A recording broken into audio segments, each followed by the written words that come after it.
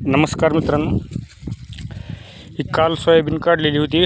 काल पाऊस आला म्हणून राहिली, पुन्हा परत संध्याकाळी पाऊस आला, भिजला. आता बघा ह्याला थोडं थोडं हलवून गोळा करायचं काम चालू आहे. हो का, जरा गवत पण झाले आणि हो का पाय पण चालेल. हो का बघा, हो का हे असे हाल आहेत सध्या. काय करावं आता. आणि याच्यामध्ये विषय म्हणजे 1 तासभर जर तुम्ही हलवून ह्याला जर बनिमीवर घातलो तर मग काही फरक पडणार नाही. तेव्हा तिकडं बनीम पण चावला आहे तेव्हा. आणि जर वल्लच नेऊन घातलं तर सोयाबीनला एकदम बुर्रा आल्याने हुलाला आहे. कारण आम्ही काल मार्केटमध्ये गेल्यास बघितलं, एकदम त्याचा बुकनाच आहे. फक्त एवढंच की त्रास एवढा हुलाला की बस. एवढा पावसाचं तर वातावरण सध्या पण आहे बघा, कधी येईल काही सांगताच येत नाही. आणि जास्त करून तर ह्या टायमाला तेवढंच काढायचं आणि तेवढंच गोळा करून ठेवायचं.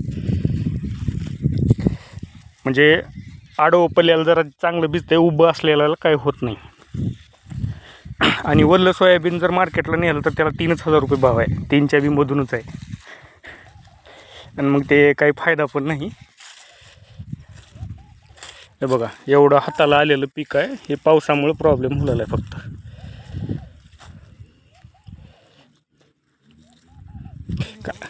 हे आमचं चालू आहे. ह्यांना गुत्त दिलं होतं काढायला. गुत्तेकऱ्यांचं कसं असते माहीत नाही का. ते आपलं अगोदरचं पण झालं एक खळं.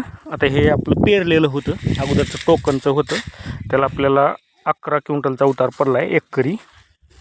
आता बघू ह्याला किती पडते.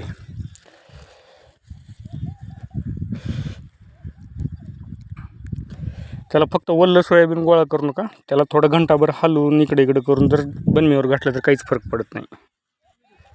ओके.